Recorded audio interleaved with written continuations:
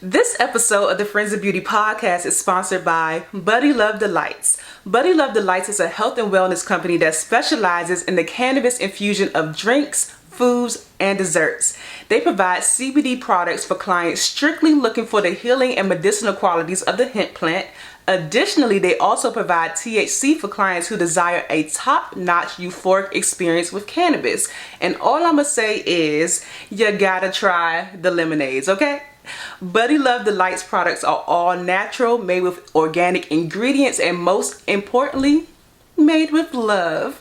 You can contact Buddy Love Delights directly via a phone call or text at 202-471-9838 or send them a DM on Instagram at Buddy Love Delights. Make sure to follow Buddy Love Delights to keep up with new products and upcoming events. So now let's go ahead and jump into the episode. I think it shook me to the core, right? Where I did a lot of reflection on what was working for me, what wasn't working. And I was just always spending time in the bathroom and playing music and taking baths. And it just really connected to me, how much that's a part of our regimen, right? When we're just how good it made me feel and relaxed. And then it just, from there, my sisters sat me down in December. I remember because it was April when it happened, I first started making it for him. August is when we broke up. In December, my sisters were like, look, I know you want to sell hair extensions, but people love this. This is, you know what I'm saying? They had a come to Jesus moment with me to put that down and go with this. This makes people feel something. Welcome to the Friends in Beauty podcast, a safe space for ambitious beauty industry creatives to have real talk, get real answers, and practical tools to grow their businesses. My name is Aquia Robinson, and I'm a makeup artist, beauty educator, and the creator of Friends in Beauty. I created Friends in Beauty to support like-minded creatives just like you on their quest to connect, network, and build genuine relationships within the beauty community. Join me every week as me and my special guests reveal the keys to success and longevity in the beauty industry, and most importantly, have fun while doing it. You ready? Hey, what's up? It's your best friend in beauty, Aquia Robinson. Welcome back to another episode of the Friends in Beauty podcast. I am so happy to have you here with me, and I hope you're listening to this episode in high spirits and in good health. If you are a friend in beauty, I welcome you to join the Friends in Beauty Facebook community. If you're looking for a community of like-minded, ambitious friends in beauty to virtually connect with, network, and share resources, then click the link down below in the show description to join our community, and I'll be there to welcome you with open arms. Also, follow Friends in Beauty on all social media platforms at Friends in Beauty. What I like to do is something called the Friends in Beauty Friday feature, where every Friday I spotlight a different friend in beauty and their accomplishments. So no matter how big or small you think it is, I want to shout you out. I want to send you some good vibes. So all you have to do is use the hashtag FIB Friday feature, tag Friends in Beauty on something that you have accomplished, and I'll share it with the community. Additionally, the Friends in Beauty podcast is available on several platforms. We're on Apple, Spotify, Stitcher, iHeartRadio, Google, YouTube, you name it. And whatever platform you are listening from right now, I just want to say thank you so much for tuning into the Friends in Beauty podcast. I truly appreciate you so much. And I would love it even further if you took the time to leave a 5-star rating, a review, a comment, a like, a share, a subscribe, or something to let me know how you feel about the Friends in Beauty podcast. I would absolutely love it. And also, I have to tell you that you should join the Friends in Beauty mailing list tribe if you haven't already, because they are the first to know about all things Friends in Beauty, and I send out different business resources, tips, and advice throughout the week. So if that's something that you're interested in, the link for that will be in the description as well. And last but not least, the most important thing is to share the Friends in Beauty podcast with your other friends in beauty, your family, your friends, anybody that you think could benefit from the information that is being shared. Share away to help me grow the Friends in Beauty community. Now, today on the Friends in Beauty podcast, I welcome Yewande Masi to the Friends in Beauty guest chair. Yewande Masi is the founder of Ornami Skincare. Ornami is a Black-owned, toxin-free skin and body care line that Yewande began after a breakup. Supported by friends and family, Yewande founded Onami on the idea that sometimes Finding happiness is a process of elimination. She wanted to design luxurious, toxin-free ingredients that encourage women to take the time to care for themselves as a daily ritual. Yewande shares that our skin is with us from our first sunrise to our very last sunset. It should be unapologetically nurtured, pampered, and highly esteemed. I absolutely enjoyed my chat with Yewande. In this interview, she shares how a breakup inspired the creation of Ornami Skincare, and she gave us a little bit of the backstory because, I'm nosy, so I had to get the tea, okay? She also shares the process of launching Ornami Skincare. She also shares how she balances having a 9-to-5 and running a skincare brand, the community that she is growing of strong, empowered women who believe in self-love, self-care, and toxin-free living. She also shares advice on how to turn your pain into profit, and she even gave us some resources on how we can get funding for our brands. So let's go ahead and jump into this chat with Yewande, and if you prefer to watch our beautiful faces, then tune in on YouTube. Enjoy. Welcome to the Friends of Beauty podcast, Yewande. Hi, thank you, Akuya. It's nice to meet you. I'm excited to be here. Yes, it's so nice to meet you too. And I'm so excited to have you as a guest on the Friends of Beauty podcast, because when I heard about your brand and how you got started, I'm telling you, I was like, I need the tea because I'm nosy. So before we jump into the interview, I got to ask you some icebreakers. I'm jumping to the end, some icebreaker questions so we can get to know you a little bit, Okay, I'm here for it. All right. So first one, just give us 3 random facts about you. I am an adventurer. Like I like to do travel adventure. So I once sailed to Colombia. Ooh. And that was pretty wild. From Panama. I speak Spanish. And random fact, my parents from Nigeria. I love that. Those are so cool. So you sailed to Colombia from Panama, you speak Spanish, and your parents are from Nigeria. Mm-hmm, mm-hmm. I love that. What do people always tell you that you're good at? Making friends. Friends in beauty. Yeah, making friends. Are you like a really extroverted person? It's funny. I think the older I get, the more introverted I become, but I just love people. Like I love on people. Mm-hmm. So I just remember really unique things, and I just like hearing people's story. Yeah, I love that. When's the last time you did something for the first time? Oh, probably in August. That was the first time. I've been on vacation by myself, but I've never done an all-inclusive by myself. Mm-hmm. And if you're talking about tea, girl, everybody had all the guys thought I was crazy there. The waiters, it was hilarious. They're like, so just you. Yeah. And I'm like, yeah, just me. All the girls were like, yes, self-care, yes. But it was funny, and it was an interesting experience. And I actually ended up at a wedding. Oh. I was just telling somebody the other day, I always heard that women or just people in general should always take like a solo trip, like just solo, nobody, just to, relax. It's really, really, really good. Like I've done it before. I've done a lot as far as like adventure, like sailing to Colombia, doing all that wild stuff. But the all-inclusive, I'm like, I just want to be pampered. And it was phenomenal. I'd recommend it for her. There was another girl too. I would see her when we were at dinner, and I'm like, yes, girl. She would have her pocketbook on a little stand. I love that. I gotta take a solo trip soon. Please. So I have these things called pod decks, and they have really crazy, sometimes crazy, random questions in it. One is a what the heck deck, and the other one is a would you rather. Which one do you want? Would you rather? Would you rather? And I always warn people that these questions sometimes are a bit weird, but okay. I didn't write them. So let's see what card you randomly get.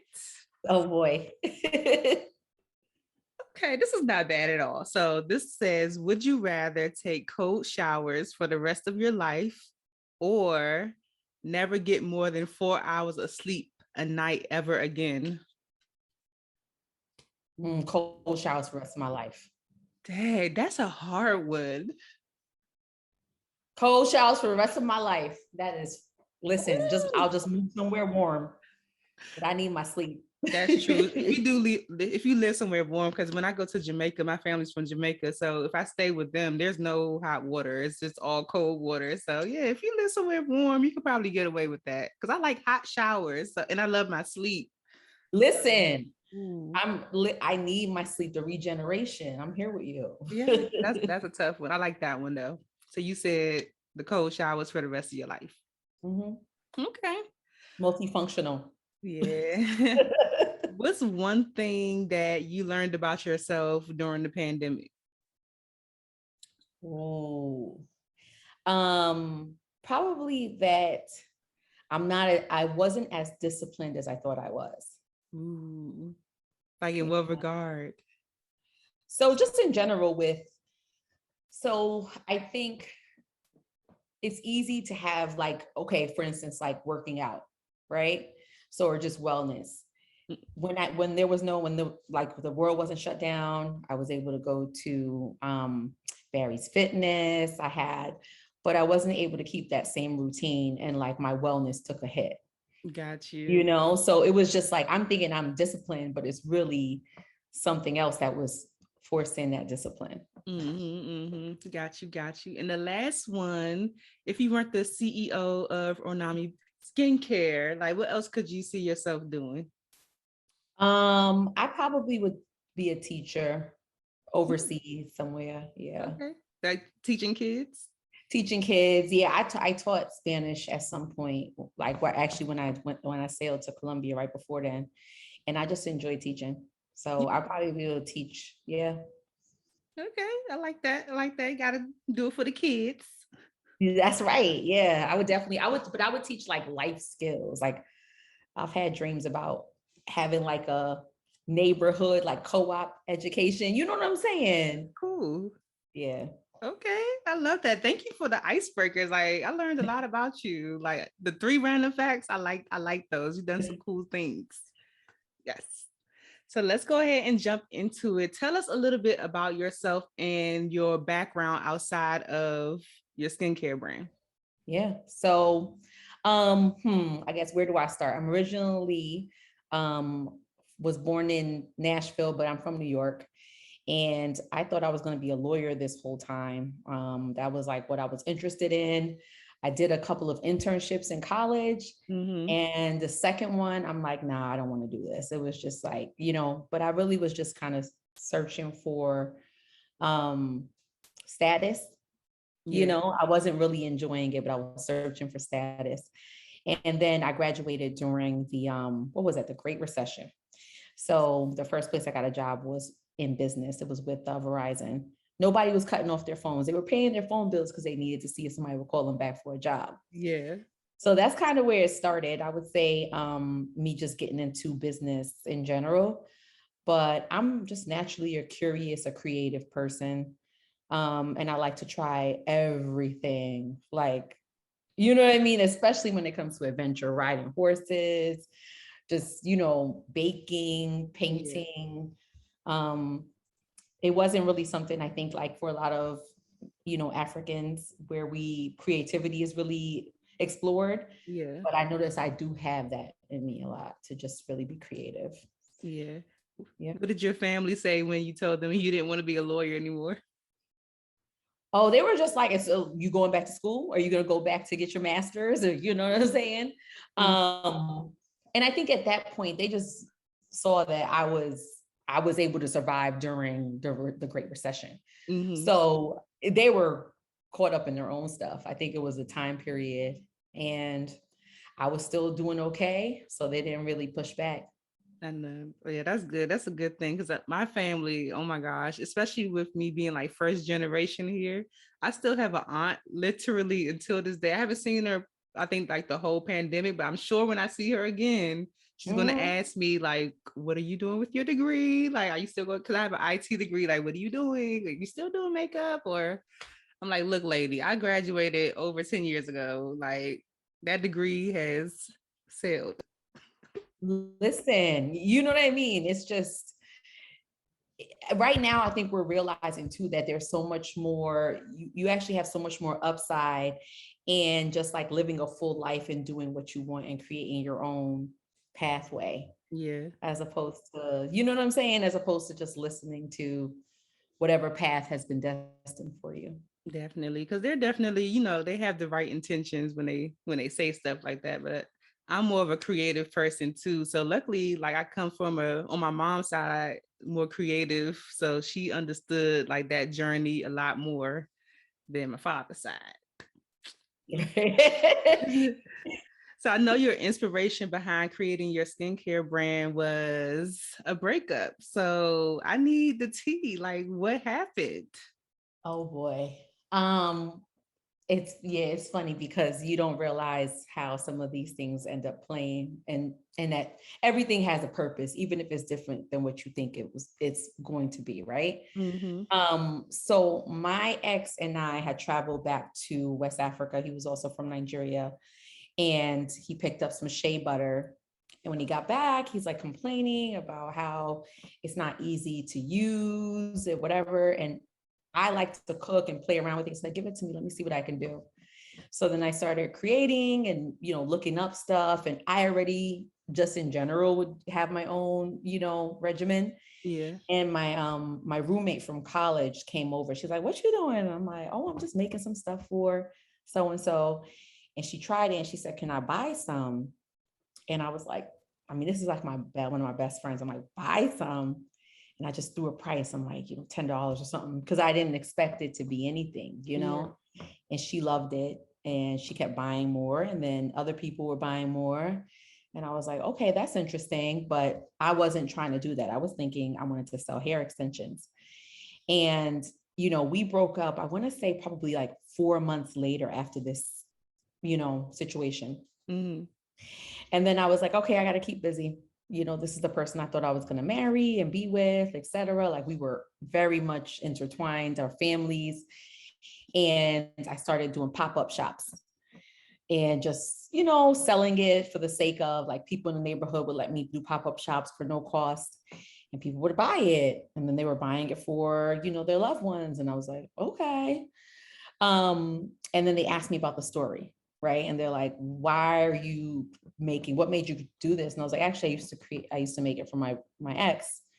And now I'm just doing it to keep busy. And they're like, wow, like, don't we all have that story? At least you have, do you know what I mean? At least you still have like this business or whatever. So, I mean, during that time, that breakup was so, it was just like, I, I think it shook me to the core, right? Where I did a lot of like reflection on what was working for me, what wasn't working. Mm-hmm. And I was just always spending time in the bathroom and playing music and taking baths. And it just really connected to me, like how much like that's a part of like our regimen, right? When we're just how good it made me feel and relaxed. And then it just from there, my sisters sat me down in December. I remember because it was like April I first started making it for him. August was when we broke up. In December, my sisters were like, look, I know you want to sell hair extensions, but people love this. Mm-hmm. This is, you know what I'm saying? They had a come to Jesus moment with me. They're like, put that down and go with this. Like this makes people feel something. And I said, okay. They're like, you can always come back.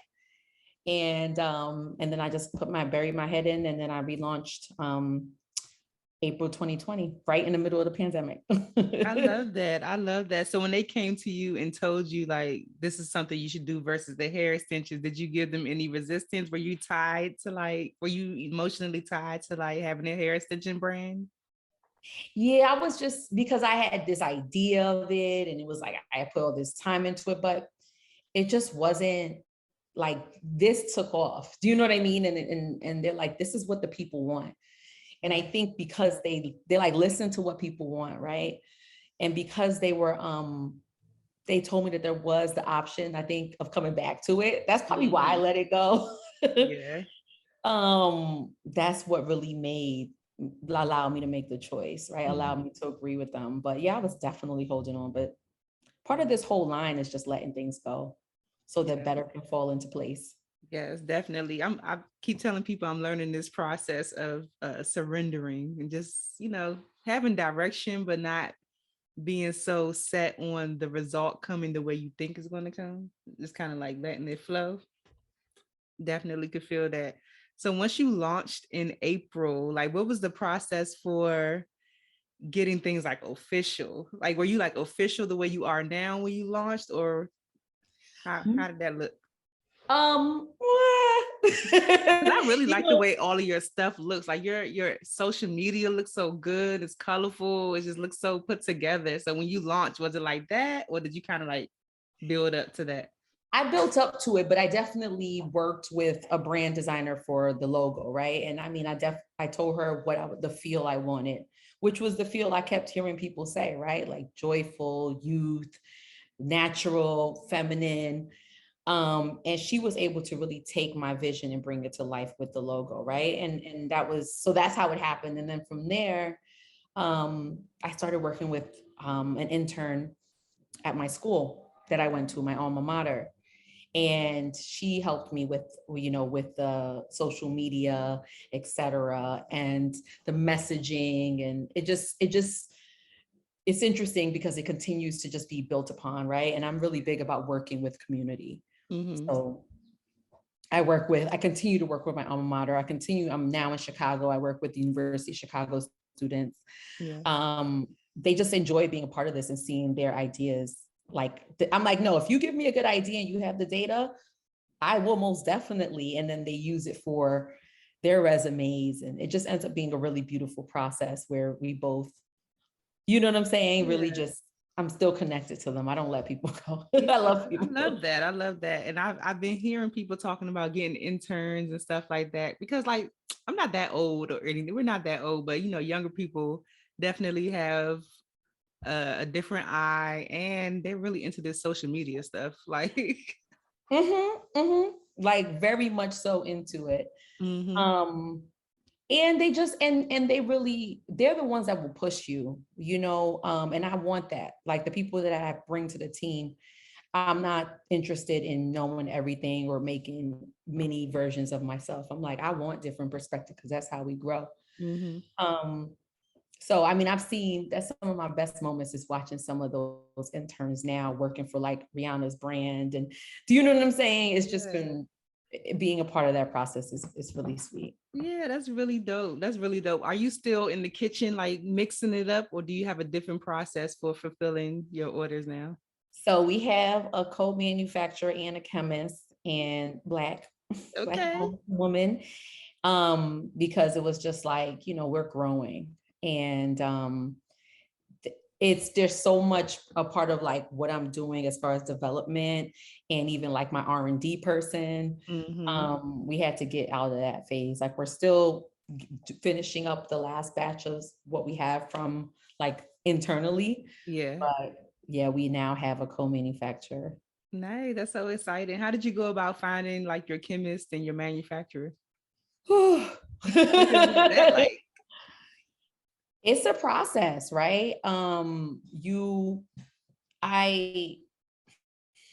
really need to have I create spreadsheets. I'm a spreadsheet girl, right? So you need to have like what you're looking for. I'm like, okay, these are the different things I'm marking for as far as like what's important. How quickly did they respond to me? What was, the process like when we spoke? How many brands have they worked with? Were they like all those different things? Are they natural? So that was creating that spreadsheet. And I think after that, just going to different places to find. So I know like Beauty Independent has, a resource where you can look up co-manufacturers. Being in the business in general, like I talked to certain people and then they put me in contact. And then I just did my due diligence and just interviewed them. And you know what I'm saying? Just saw how did it feel? A lot of it's your gut. Yeah, definitely. Oh my gosh, definitely. Because I've heard a lot of horror stories with people just going through the process and people taking money and not doing what they're supposed to do, or just not delivering the quality. It's a lot. Yeah, you have to. It's like anytime I'm doing an interview, like even like, if I'm interviewing for like a new position or I'm interviewing someone to work or whatever, you're collecting as much data as they are. And I think a lot of times people feel maybe if they're small brands that they, they're scared to ask a question. I don't care if I sound stupid. Right. Do you know what I mean? Like, I don't, right? I'm like, I'm going to ask every question that I need to feel comfortable. And then you learn for the next call, right? It's never a loss. It's a learning experience, or it's a win. Exactly. I love that. Did you take any courses or invest in any coaches or anything before you launched? Yes. I took a course in natural skincare. It's the School of Natural Skincare. That's like literally the course I took because I wanted to make sure that I wasn't just, I don't know. I guess I like to do things very like by the book, but then also like make sure that I'm really bringing people quality and it makes sense, that it's not something that just came out of thin air. Yeah. So I definitely took that, and that was really what helped me to like make some changes to the formulas when I first made them versus what they are. And then now working with a chemist, an esthetician, and a dermatologist. Do you get what I'm trying to say? It's very different, where it's like, okay, like there's my input of what I like, my knack, but then there's science. You know what I'm saying? So yeah, I love that you said that, because I haven't heard anyone say that before. I've talked to other skincare people, but it is a difference between, I guess, if you're in that industry versus being like an enthusiast and like, this is just what I'm making. But having like the science behind it to know like what ingredients are actually good, harmful, what can be better. I like that. How did you determine like what products you wanted to launch with? Did you just launch with the body butter, or did you have like certain other products that you launched with? So I launched with 2 products, right? But the first one was the body butter, and that was the one that I was making, and that was kind of just, being sold at like based off of what I made for my ex. And the scrub was when I was doing the pop-up shops. The women asked me, right? Hey, why don't you make a scrub to like accompany this? And I kept hearing it. And then I introduced it. And to date, that's probably our best selling product, is the scrub. So I just try to listen to what customers are asking for and what they want. My sisters were the ones who really kind of like, people want this, and selling that as opposed to just kind of throwing stuff at, not throwing stuff at like a board and just hoping it sticks, when customers are like, no, we don't want that. We didn't ask you for that. Yeah, definitely. How did you, or why did you make the decision for it to be 100% natural products?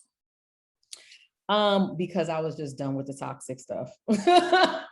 And to me, it just had to do with like, just in general, I felt like I was shedding in so many different, spiritually, intellectually, relationships wise. And I'm like, all this stuff has to go. And the more I did research in like working, doing the School of Natural Skincare, the more you understand that a lot of those toxins were incredibly harmful, specifically to women of color, people having issues getting pregnant, endocrine blockers.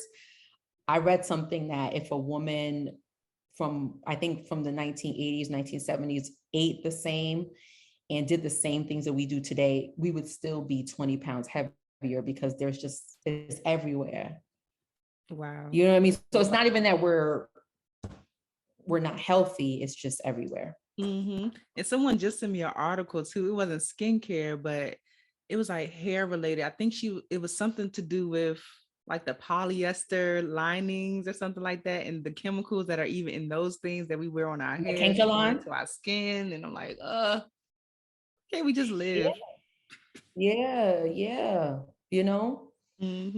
So it was, and to me, I felt like it was what I was seeing in skincare was what happened with natural foods.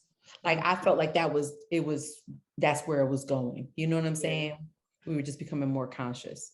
That's so sick. And like the stuff that's in skincare too, causing cancer and all types of stuff.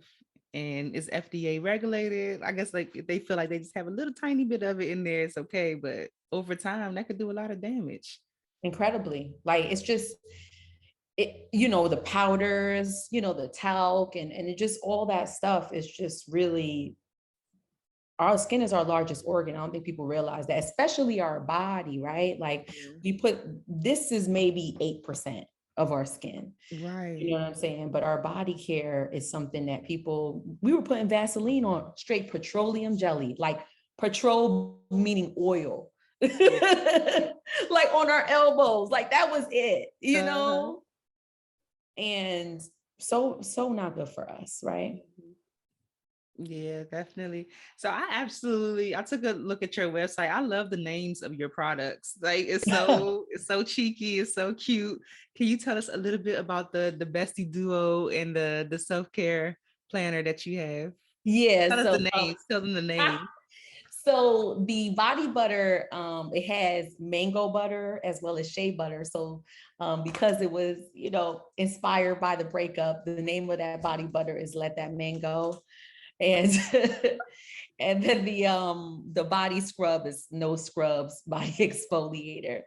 So, just having a little fun with a situation that I didn't realize was a blessing in disguise. And the self-care planner was really just to help people start a routine, because a lot of people are like, what does self-care even mean? So first of all, that's how the beginning of the planner starts. Self-love versus self-care versus self-esteem versus self-confidence, all those definitions, right? Yeah. And then it helps you with creating that routine and what's going to work for you, not what's going to work for Yewande, not for what's going to work for Akua, but really, because people are like, how do I start a self-care routine? Yeah. And it's literally a year planner. You can start whenever, you write the dates in. At the end of the book, we have a section that's like how to say no, because that's something that, society doesn't really encourage women to do. So there's actually examples in showing you how to say no and how to have boundaries. There's examples of self-care. It's a really good, like I made this with my blood, sweat, and tears. I'm involved in all of this process. Yeah. You know what I'm saying? Like my hand is in it because it was important to me for women to receive this. And so that was, and I just love it. It's beautiful. The colors, high quality book. And then with the bestie bundle, the bestie combo, especially during the winter, skin will be moisturized and you'll laugh at the same time. Yeah, I was definitely laughing when I saw the names. I was like, that is so hilarious. I absolutely love it. And I love the idea of the self-care planner, because people don't plan for self-care. And like you said, a lot of people don't know what self-care is. So I like the idea of having something that you could kind of go to and like map that out for yourself and prioritize that in your life. Because women, we don't do that. No, we're like, oh, you got to take care of everybody else and you're the last one. And it's like, yeah, but you can't really pour from an empty cup. Yeah. And it's okay to take care of yourself. That's not selfish. Mm-hmm. So how do you want women to feel when they use Ornami Skincare? It's so funny because like when I was having like a bad day when because business sometimes up and down and you just trying to roll with it, and somebody was like, why don't you go look at the reviews? And that really just like brightened up my day, and seeing and the things the way they felt, it like I just felt so calm. I felt like luxurious. You know what I'm saying? This product just made me feel so good. And really, I just wanted to be just an intentional moment of just peace, right? Like, okay, this is my time. Because when we're putting things on our body, coming out the shower, etc., we don't even realize that that's usually done in the beginning of the day, but you can really make it an intentional experience. And right now, body care is not doing that. It's more like you have to do it here, you know? And it's one of those things too that I feel like if we're so much in a rush, we're not even really being intentional about, taking the time to like really rub in the product. We're just like, out the door, just trying to. So I like that. How do you support your community? Like, how does your brand, because I know community is like a really big thing for you. Yeah. For your brand. So how does your community support women on like their journey for like self-love, self-care? We really try to make like the products like interactive and try to find ways to support them with different resources. So like, for example, one of the, let me actually, I think, hold on one second. I'm gonna show. Well, one of like, we have like during the end of last year, we had like a Let That Blank Go, in which people are writing down like what they're getting rid of. And so those type of things, like, so for instance, so then this was like what we put inside their in their packages. So like, let that fear go, let that doubt go, stress, etc. And then like just affirmations as well.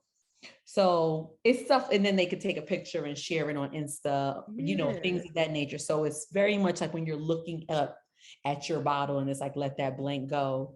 It's all the things that you're getting rid of. And the blog posts that we do are really just like, it's a labor of love. You know, I'm not interested in superficial, like self-care means buying something or lighting this candle. It's like, how do we go a little bit deeper, right? And people's self-care journeys are different. They can be starting at that level, and that's okay. But we just want them to explore different ways to like going inward. And that's what the blogs are. That's what the emails are that have the affirmations or just giving people tips. And really, we just want people to feel good about themselves, right? And just give themselves grace. Yeah, I love that. What's some of the proudest moments you've had so far, other than like reading the reviews and everything? Like, what's something that's happened that you're like, I did that, I made a difference?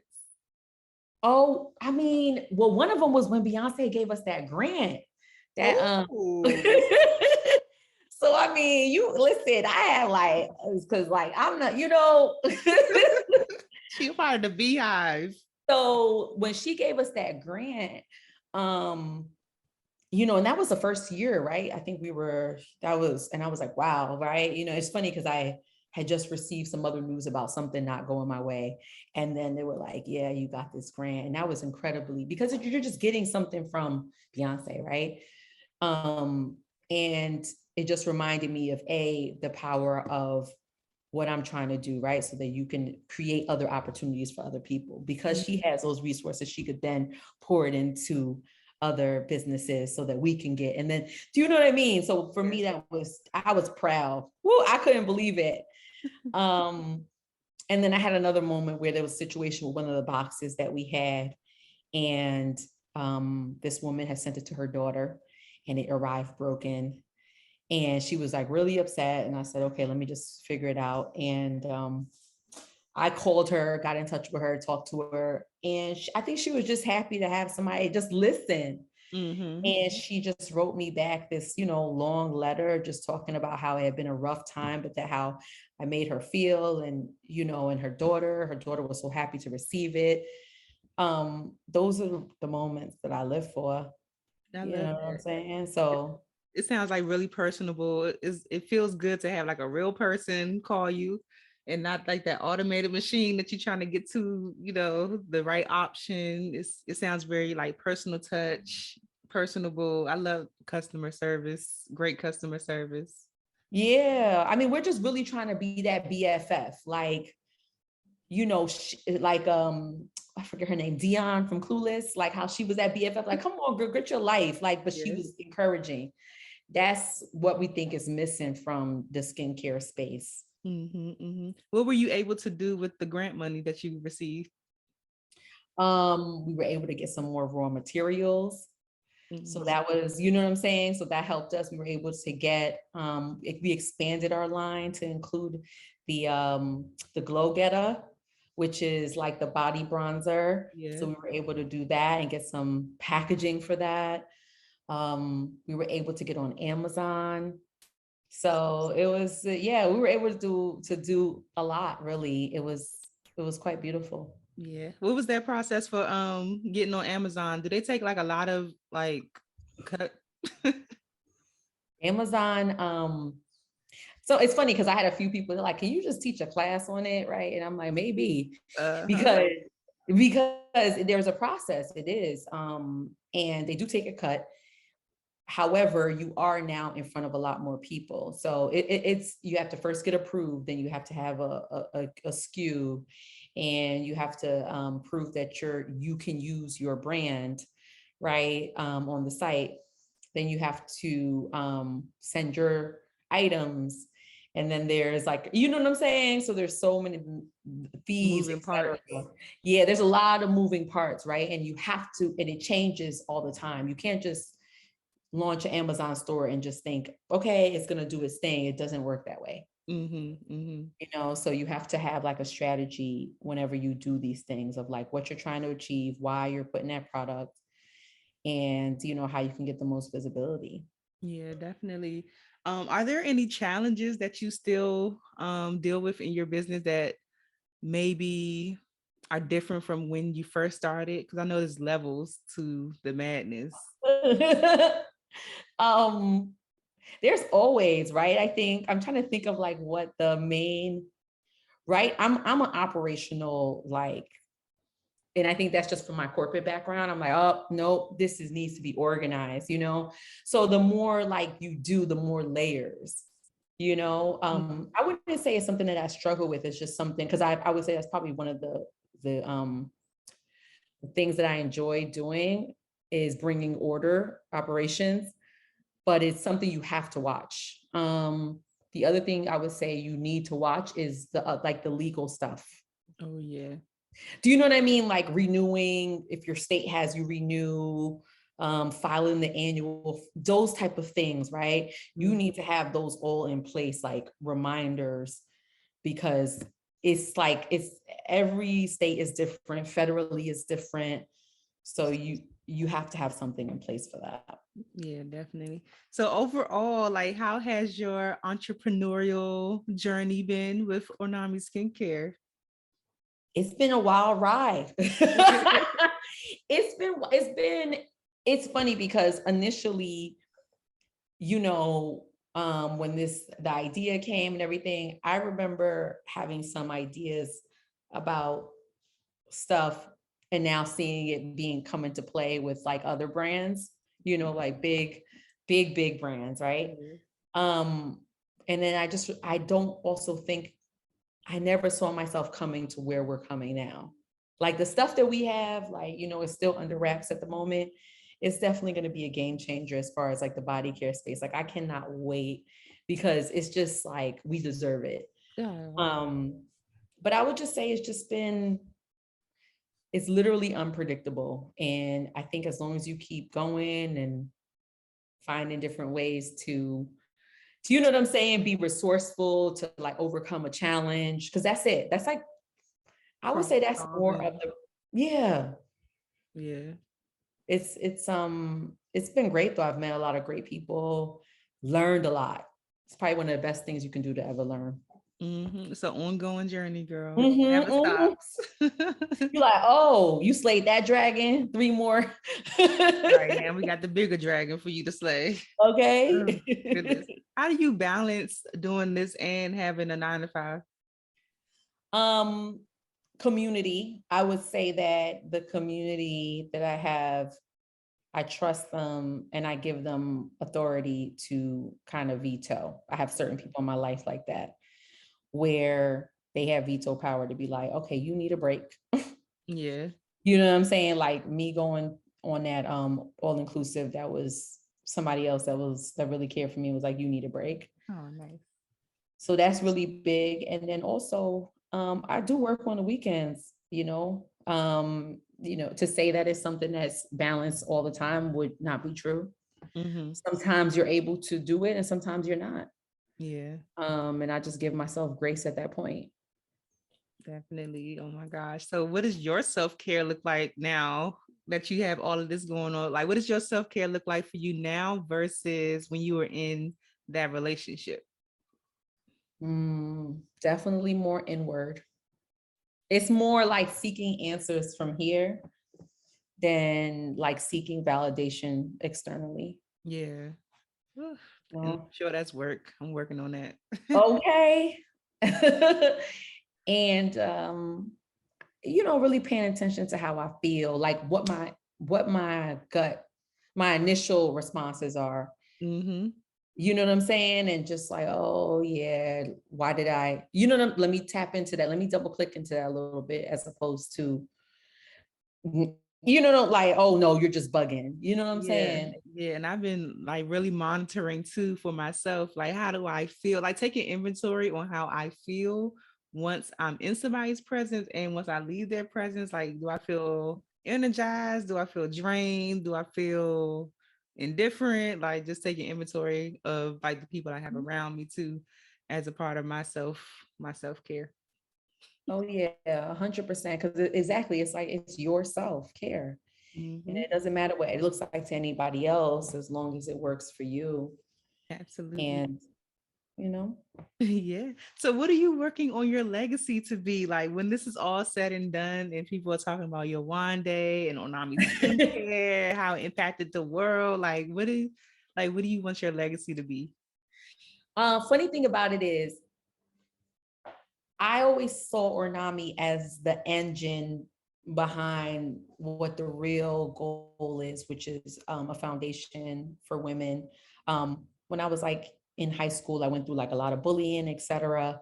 And I just wish that there was a place where I could come and learn like about self-confidence, learn about self-esteem and all of these other things. And I had this vision in my mind when I was like 16 years old. Mm-hmm. And now, literally, I feel like that's actually what's going to be built. Like, say a house that will be able to help women that are at risk and say like boarding, et cetera, teaching them how to like balance, book,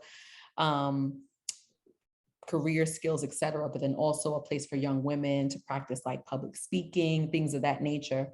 And that's really like, Yeah. do you know what I'm saying? Like the legacy, if you could say, that I want is this house, right? This place for developing women and just being a safe haven. Yeah, I like that. I look forward to seeing all of that come true. Like that's amazing. It sounds and it's something that is like so needed.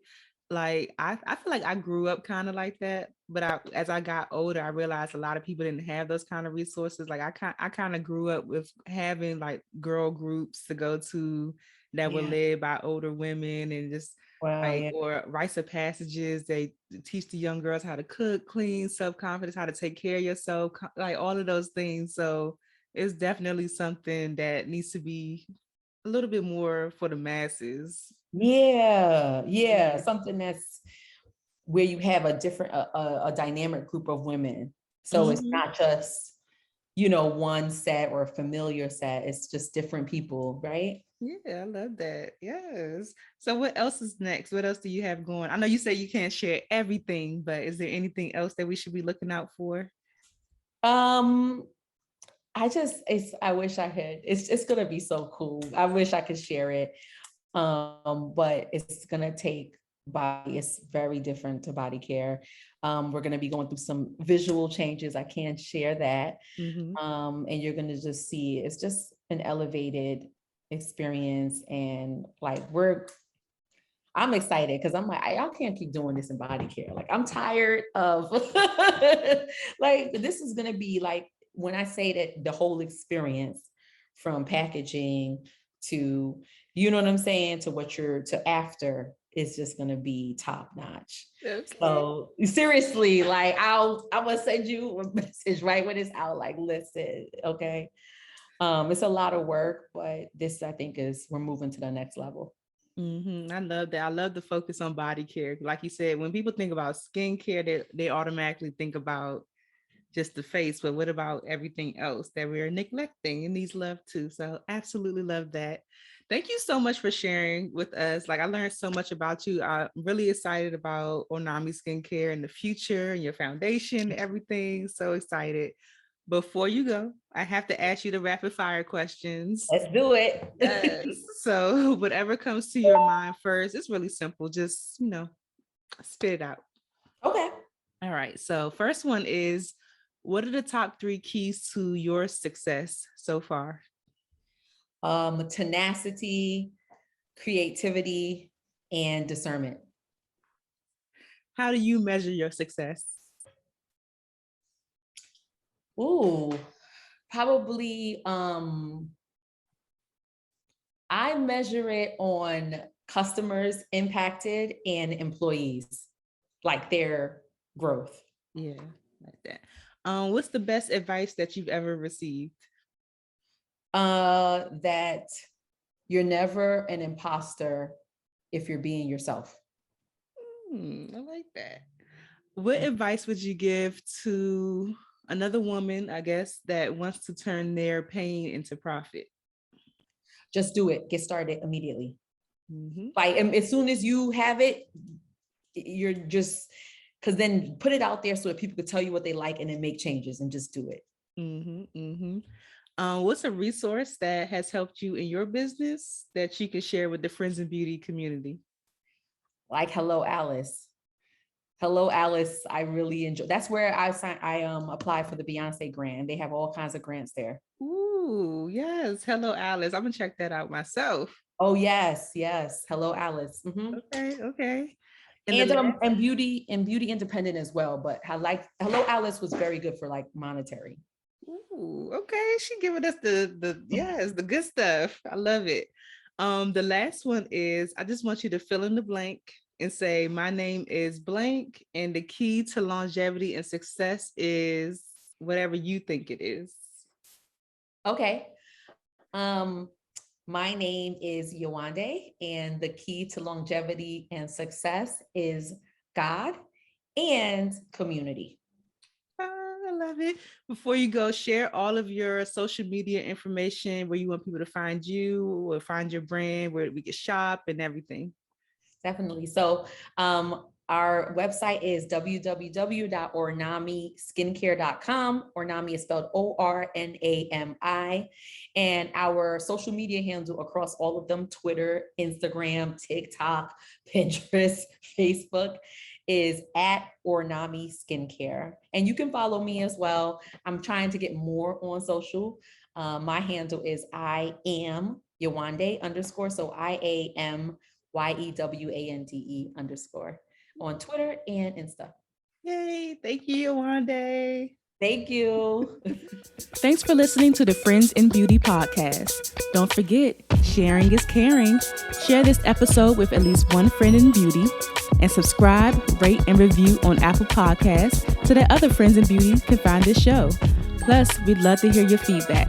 Connect with us on all social media platforms at Friends in Beauty, #Friends in Beauty to join the conversation, and join our Friends in Beauty Facebook community to stay connected. Talk to you soon.